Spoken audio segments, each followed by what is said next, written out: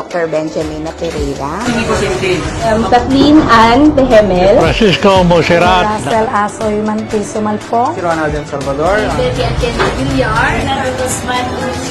Bernard Paragan. Samila Cabia, franchise owner ng Rice Smart and Unified Payment Center.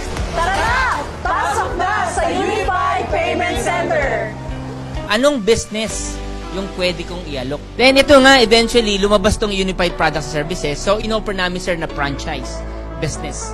So, we pioneered the one-stop shop service in the Philippines. Paano kayo yung mga ordinaryong tao? Anong business yung pwede nating ilagay sa mga taong may cellphone? Lahat ng may cellphone ngayon, pwedeng mag-load. Diba? Pwedeng magbayad ng bills. Pwedeng mag-remit. Pwedeng bumili ng ticket. Lahat ng yon nilagay namin ngayon sa app. Then, nilabas namin ngayon yung home-based business namin.